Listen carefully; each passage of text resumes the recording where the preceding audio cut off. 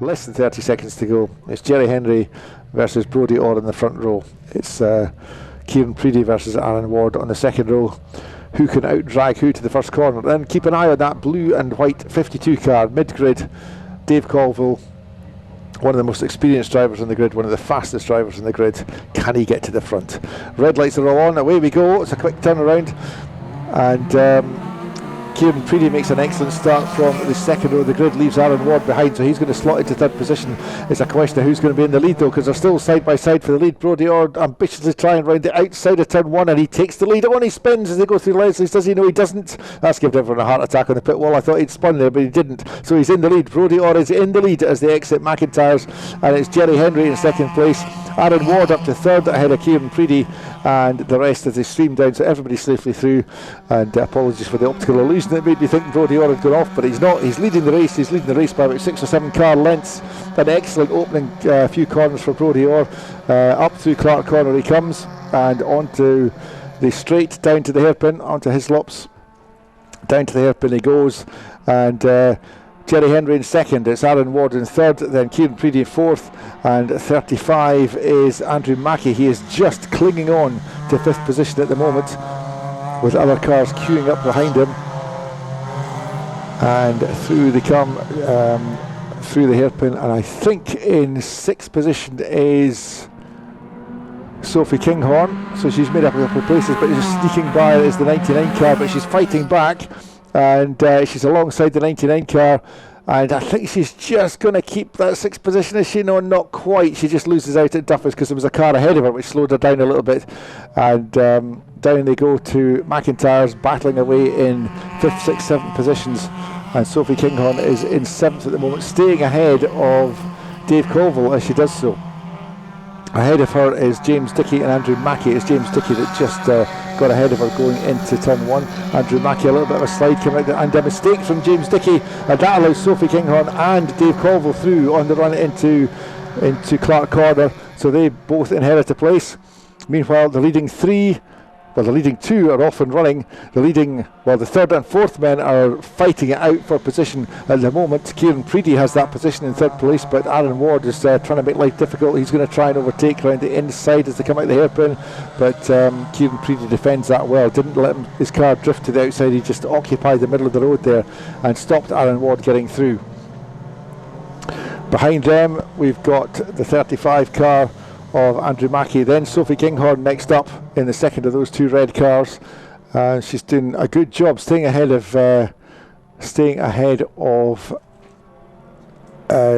Dave Colville, and also several places higher up than when she started the race. So meanwhile, the leading two is getting interesting. Brodie Orr setting a cracking pace, 67.364, but Jerry Henry is going faster.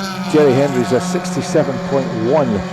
So let's see, can Brodie Orr hold him off? He's got still 10 laps to go. It's early days yet, and the track will evolve, the car performance will evolve as we go, but so far Brodie Orr driving a really good race. It was a very good start, a brave move around the outside at turn one, and he just managed to control it beautifully down through Leslie's and into turn three, but Jerry Henry closing up on him under braking for the hairpin, and just keeping within 2 or 3 car lengths. Brodie just can't quite shake him off, and Jerry Henry close enough to be picking up a little bit of a tow, close enough to maybe make a lunge into Duffus, but thinks better of it. Brodie is very good through Duffus actually.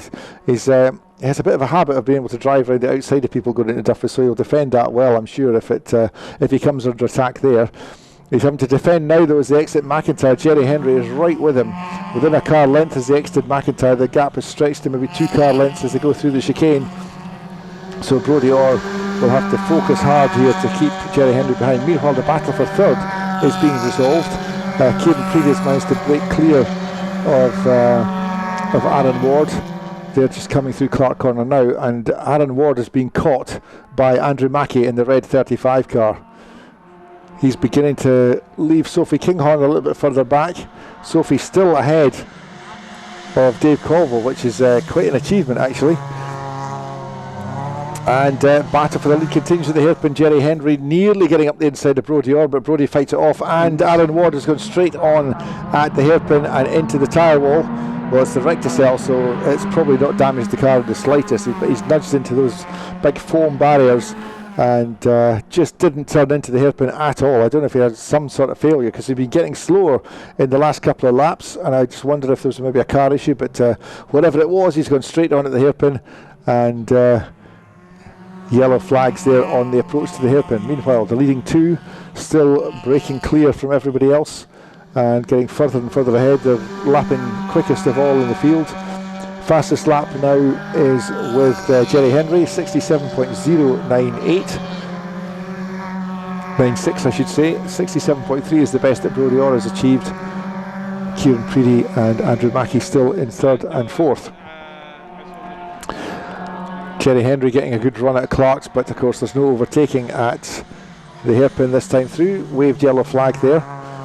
The driver of the car in the barrier, that's Aaron Ward, of course, safely out the car. I can see him walking to the marshal's post, so no harm done to him, and I suspect the car will be barely scratched, having gone slowed down significantly in the gravel and then just gently nudged the recticel fence, so he should be fine. Meanwhile, the battle for the lead continues. Jerry Henry trying to find a way where he can get past Brodie Orr, but Brodie has the lines covered. He's driving a fantastic race here. He's very calm out front. He's just placed the car where it makes it really difficult for Jerry Henry to get past. But it's one of these races where it's all on the knife edge. The slightest little error from Brodie and Jerry Henry will be straight through. Equally the slightest error from Jerry Henry and Brodie Orr gets a critical few extra car lengths of advantage, so it could go either way, this one, as they come up through Clark Corner, heading onto Hislops once again. Brodie Orr still leading. The gap between them was just 0.6 of a second last time they crossed the start finish line. The yellow flags have now gone from the hairpin though. Aaron Ward's car is going to be left there till the end of the race to save him the safety car, and on we go now onto the main straight. Brodie Orr driving beautifully, as is Jerry Henry behind him. They're both in each other's wheel tracks basically, and the gap is now down to 0.56 as Jerry Henry's just set another fastest lap of the race, a 66.561 now. They're getting quicker and quicker. They're the only two drivers in the 66s, so everybody else is in the mid 67s or slower, so they're absolutely setting the pace, this leading pair. They're way ahead of everybody else. Still Brodie Orr with the advantage then ahead of Jerry Henry. Now further down the pack, we've got all in his own in third place with Kieran Preedy in the 21 car.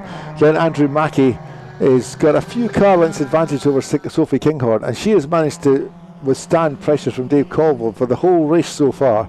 Dave Colville in 6th, Sophie Kinghorn 83 in 5th, driving an excellent race in the number 83 car there.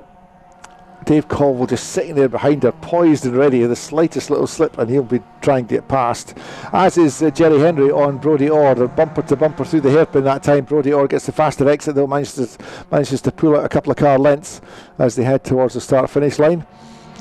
Across they go, and Jerry Henry this time is closing in the slipstream. This could be a dangerous moment for Brodie Orr. Jerry Henry pulls out to the right. I think he's going to try and outbrake into Duffus, and he gets through into the lead. Brodie Orr just almost tapping his bootless to go down the hill, but it's Jerry Henry in the lead. Brodie Orr's going to get the faster run through McIntyre though, as Jerry Henry defends that, gives Brodie Orr better speed on the exit. He almost got alongside, but not quite. Brodie Orr into second place, but not losing any time. He's within half a car length as they exit the chicane. In fact, he's quicker out of the chicane, and he is edging alongside as they go along the back straight towards Clark Corner. Is he going to try and get alongside on the braking? I don't think he's quite close enough to do it now as they get into the braking zone. So Brodie slots into second place there behind Jerry Henry as they come round the turn onto Hislops, and once again onto the approach to the hairpin. So that's first and second places swapped. We still have the 21 car, Kieran Preedy, down in third position, and traffic now coming into play as well, as that's Sophie Hales-Maver just ahead of the two leaders. She's actually heading into pit lane as the two leaders sweep by to complete another lap. We've got 3 laps to go now, or is it 4? It's going to show 4 laps to go as we get to 2/3 distance. Sophie Kinghorn still withstanding a lot of pressure from Dave Colville. This is a good drive by young Sophie, and not quite quick enough to catch the car in front of her, but certainly did a great job to keep Dave Colville behind her. Yellow flags down at the back straight. There's a car nose into the tyre wall halfway along the back straight. That's, I think, third or fourth car I've seen this weekend landing in almost exactly the same position. And that is a silver colour car, 73 or 72, I think. Let me see what we've got. 70, I think it might be 79 Callum Bruce, but although it's not, well, I will keep checking, see if we can get that in focus of the binoculars.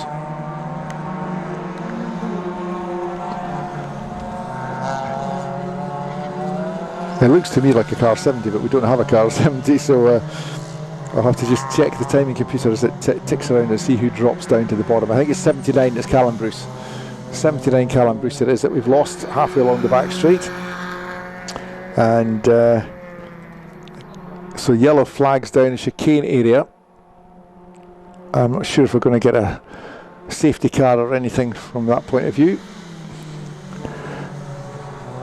But yeah, I think they're going to leave it with yellow flags. So we've only got 3 laps to go, including the one they're on.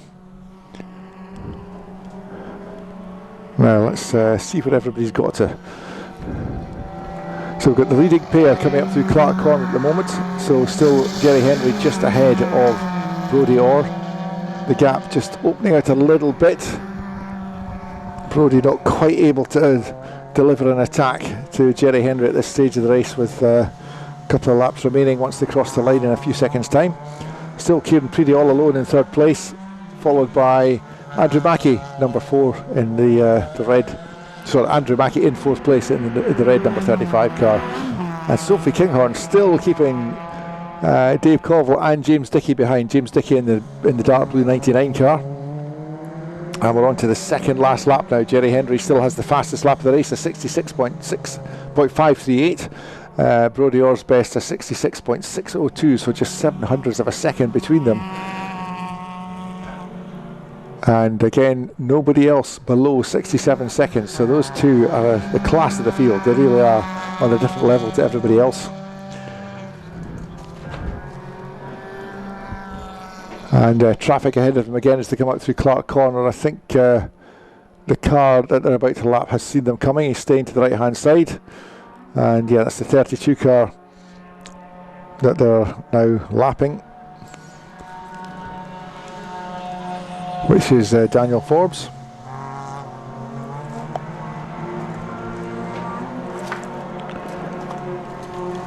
So on to the last lap to go. And 147 Jerry Henry then ahead of 31 Brodie Orr. They've left everybody else well behind in their wake. Kieran Preedy now just over 6 seconds behind the leading pair. So very, very impressive performance from that leading two. And Sophie Kinghorn's put on a bit of a push in these last couple of laps as well. She's just set her personal best, a 67.725. And she is pulling away now from Dave Colville.